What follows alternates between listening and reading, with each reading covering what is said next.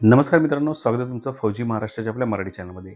मित्रांनो, कृषी विद्यापीठ दापोली येथे काही वेकेन्सी आलेल्या आहेत। या वेकेन्सी जे पूर्णपणे गट ड आणि गट क साठी आहेत। मित्रांनो, बेस्ट अशा वेकेन्सी आहेत। कमीत कमी तुमचं शैक्षणिक अर्हता 4थी पास असणे गरजेचं आहे आणि मॅक्झिमम तुमचं इंजिनिअरिंग जर असेल तर त्यानुसार तुम्हाला इथे पोस्ट मिळणार आहे। पूर्णपणे नोटिफिकेशन काय आहे, पूर्णपणे आपल्याला फॉर्म कसा भरायचा याबद्दल हा सविस्तर व्हिडिओ असणार आहे। मित्रांनो, यासाठी व्हिडिओ शेवटपर्यंत बघा आणि व्हिडिओ आवडला तर नक्की लाईक करा। त्याचसोबत मित्रांनो, तुम्ही आपल्या चॅनलवर नवीन असाल आणि तुमचं आर्मी, नेव्ही, एअर फोर्स तसंच पोलीस भरती, SSGD याच्याबद्दलचा व्हिडिओ पाहायला आवडत असेल किंवा इन फ्युचर तुम्हाला त्यामध्ये भरती व्हायचं असेल तर नक्कीच तुम्ही आपल्या चॅनल सबस्क्राईब करू शकता, बाजूचे बेल आयकॉन प्रेस करू शकता, म्हणजे प्रत्येक व्हिडिओ सगळं तरी तुम्हाला मिळते। मित्रांनो, सुरुवातीच्या व्हिडिओला त्यापूर्वी माझी थोडी माहिती सांगतो। मी आहे तुषार आणि तुमचा फौजी महाराष्ट्राचा आपला मराठी। अशा प्रकारे मित्रांनो, ही जाहिरात तुम्ही ते बघू शकता की डॉक्टर बाळासाहेब सावंत कोकण कृषी विद्यापीठ दापोली यांच्याकडून आपल्या पुढे जाहिरात आलेली आहे। 31/1/2025 ची पूर्णपणे जाहिरात आहे। मित्रांनो, तर या जाहिरात आपण पूर्णपणे बघणार आहोत कशा प्रकारे काय आहे।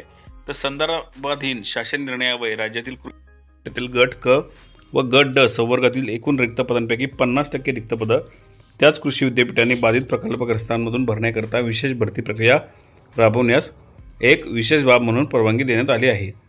उपरोक्त शासन निर्णयातील तरतुदीनुसार डॉक्टर बाळासाहेब सावंत कोकण कृषी विद्यापीठ दापोली करता ज्या प्रकल्पग्रस्तांच्या प्रत्यक्षात जमिनी संपादित केल्या आहेत अशा प्रकल्पग्रस्तांमधून डॉक्टर बाळासाहेब सावंत कोकण कृषी विद्यापीठ दापोली अंतर्गत प्रकल्पग्रस्तांचा सरळ सेवेचा अनुशेष भरून काढण्याकरता विशेष भरती मोहीम अंतर्गत सोबतच्या विहित नमुन्यांमध्ये पात्र उमेदवारांकडून ऑफलाईन पद्धतीने दिनांक 28/2/2025 पर्यंत अर्ज मागवण्यात येत आहे। याच्यामध्ये आपण बघूया काय आहे। तर याच्यामध्ये परीक्षा शुल्क आणि भरण्याची सुरुवात दिनांक काय आहे तर 1 फेब्रुवारी 2025 पासून हे भरायचे ते 28 फेब्रुवारी 2025 पर्यंत आपल्याला हे फॉर्म जे आहेत ते ऑफलाईन भरायचं आहे। तर यामध्ये जर काय बदल झाला तर आपल्याला ही जी वेबसाईट दिसते याच्यावरती पूर्ण अपडेट मिळून जाईल। तर यामध्ये गट संवर्ग एकूण पदे 45 आहेत। यामध्ये तुम्ही जर पदाचं नाव बघितलं तर कनिष्ठ संशोधन सहाय्यकसाठी 1 पद आहे।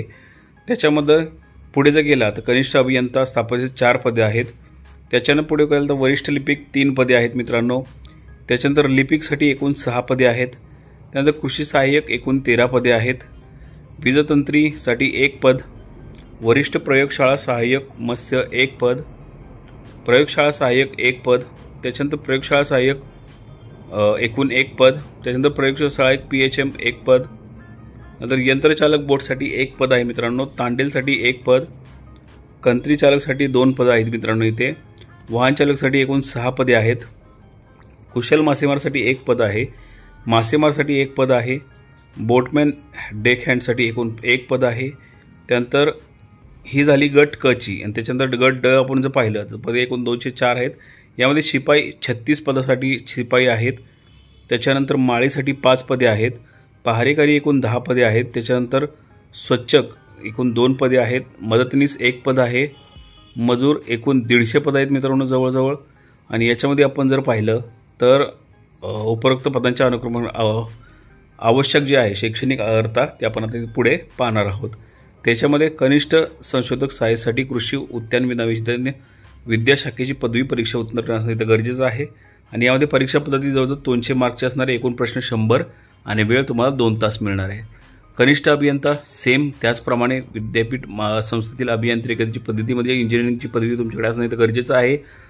त्याच्यानंतर वरिष्ठ लिपिकसाठी कोणत्याही मान्यताप्राप्त विद्यापीठाची पदवी आणि त्यानंतर मराठी टंकन एकल 30 आणि वेग मर्यादा आणि इंग्रजीसाठी 40 तुमचा वेग असणं इथं गरजेचं आहे। त्यानंतर नेक्स्ट आहे लिपिकसाठी तुम्हाला कोणतीही पदवी आणि त्याचसोबत तुम्हाला टायपिंग असणं इथं गरजेचं आहे। कृषी सहाय्यकासाठी कृषी उद्यानविज्ञान, वनशास्त्र, कृषी तंत्रज्ञान, कृषी अभियांत्रिकी, गृहविज्ञान, मत्स्यविज्ञान, जैवतंत्रज्ञान, अन्य तंत्रज्ञान, कृषी व्यवस्थापन या विषयातील पदवी उत्तीर्ण पाहिजे किंवा शासनमान्य संस्था कृषी विद्यापीठातील कृषी पदविका, कृषी तंत्र पदविका उत्तीर्ण असणे इथं गरजेचं आहे। वीजतंत्रीसाठी SSC परीक्षा म्हणजे 10वी पास असणे इथं गरजेचं आहे। तुम्हाला ITI असणे इथं गरजेचं आहे। त्यानंतर वरिष्ठ प्रयोगशाळा सहाय्यकसाठी मत्स्य विद्याशाखेतील पदवी, प्रयोगशाळा सहाय्यकसाठी मत्स्य विद्याशाखेतील पदवी, त्यानंतर प्रयोगशाळा सहाय्यक कृषी अभियांत्रिकी शाखेतील पदवी तुमचं असणं इथं गरजेचं आहे। त्यानंतर प्रयोगशाळा सहाय्यक कृषी अभियांत्रिकी, मत्स्य विद्याशाखा या शाखांमधील पदवी असणे इथं गरजेचं आहे। यंत्रचालकसाठी व्यापारी सागरी जहाज खात्याचे जहाज चालवण्याचे द्वितीय क्षेत्रीतील प्रमाणपत्रासह शासन मान्य नोंदणीकृत संस्थेतील सागरी तेल यंत्राचे साधारण व दुरुस्तीचा 1 वर्षाचा अनुभव असणे इथं गरजेचं आहे. त्यानंतर तांडेल म्हणजेच मत्स्य पदविका अभ्यासक्रम उत्तीर्ण किंवा महाराष्ट्र शासनाच्या मत्स्य व्यवसाय खात्याचा किमान 3 वर्ष 3 किंवा 6 महिने कालावधीचा प्रशिक्षण अभ्यासक्रम उत्तीर्ण. त्यानंतर कृषी चालकसाठी SSC उत्तीर्ण आणि औद्योगिक प्रशिक्षण संस्थेमधील मेकॅनिक ट्रॅक्टर प्रमाणपत्र उत्तीर्ण. विभागीय परवीय अधिकारी यांच्याकडील ट्रॅक्टर व जड वाहन चालवण्याचा परवाना आवश्यक आहे किंवा 1 वर्षाचे NCTV व्यवसायाचे प्रमाणपत्र आवश्यक आहे. वाहन चालकासाठी 10वी पास आणि त्यासोबत हलके आणि जड वाहन चालवण्याचा परवाना म्हणजेच लायसन्स आणि बस चालवण्याकरिता बॅच नंबर असणे इथं गरजेचं आहे. कुशल मासेमारसाठी महाराष्ट्र शासनाच्या मत्स्य व्यवसाय विभागाचे 3 किंवा 6 महिने कालावधीचं प्रशिक्षण. त्यानंतर पुढे जाऊ मित्रांनो. पुढे गेल्यानंतर बोटमॅन हेडकंडीसाठी महाराष्ट्र शासनाच्या मत्स्य व्यवसायाचं तुमच्याकडे 3 किंवा 6 महिन्याचं कालावधीचं प्रशिक्षण असणे इथं गरजेचं आहे. शिपाईसाठी माध्यमिक शालांत परीक्षा उत्तीर्ण म्हणजे 10वी पास. माळीसाठी कृषी विद्यापीठ मान्यता 1 वर्षाचा माळी प्रशिक्षणाचा अभ्यासक्रम. पहारीकारीसाठी तुम्हाला 7वी पास असणे इथं गरजेचं आहे आणि तुमचं सुदृढ प्रतिकृती असणं गरजेचं आहे. स्वच्छकसाठी 4थी पास, मदतनीसाठी 4थी पास आणि मजूरसाठी 4थी पास. अशा प्रकारे पूर्णपणे शैक्षणिक अर्हता आहे मित्रांनो. जर तुमची अर्हता असेल तर तुम्ही नक्कीच हा फॉर्म भरू शकता. यापुढे आपण बघूया आता अर्ज करण्याच्या पद्धती काय आहेत. त्याच्यामध्ये सोबत जो अर्ज दिला आहे तुम्हाला, ही जी PDF आहे तुम्हाला आपल्या ग्रुपवरती मिळणार आहे, व्हॉट्सअप ग्रुपवरती.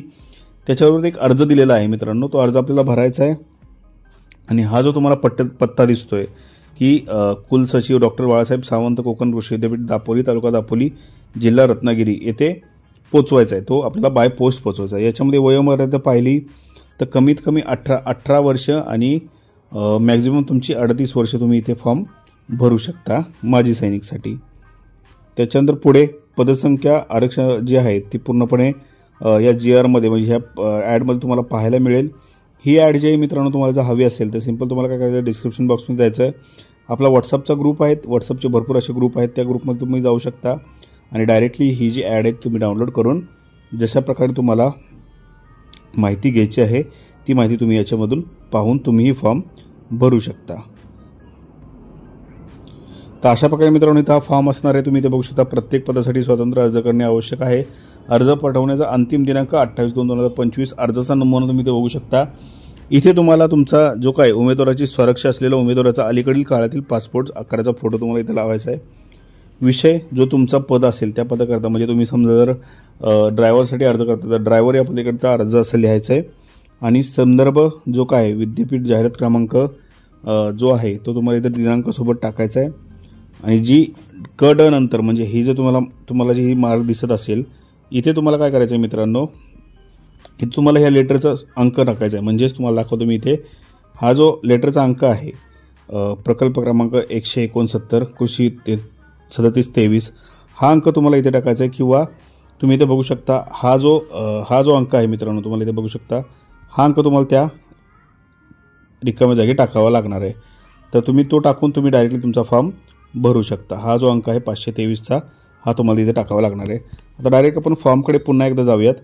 पुन्हा एकदा तुम्हाला ते बघितलं आपण तर अंक टाकायचा आहे. त्यानंतर उमेदवाराचे संपूर्ण नाव, पद व जाहिरातील अनुक्रमांक म्हणजे तुम्हाला जाहिरातीमध्ये तुमचा अनुक्रमांक किती आहे ते तुम्हाला इथं नमूद करायचं आहे.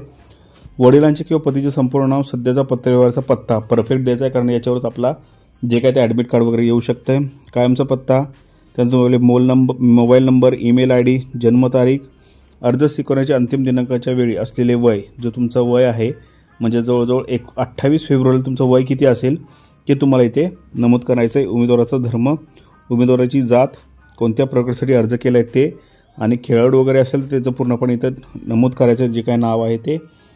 आणि त्याच्यानंतर प्रकल्पग्रस्त असेल तर त्याची माहिती, शैक्षणिक अर्हता पूर्णपणे तुम्हाला इथे न्यायचे, अनुभव लिहायचा आहे आणि बाकी सगळ्या गोष्टी तुम्हाला इथे नमूद करायचे आणि प्रमाणपत्रावरती सही करून तुम्हाला ते बाय पोस्ट पाठवायचं आहे.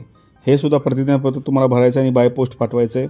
तर अशा प्रकारे पूर्णपणे तुम्हाला हे पूर्णपणे ॲप्लिकेशन आहे, पूर्णपणे ही जाहिरात आहे.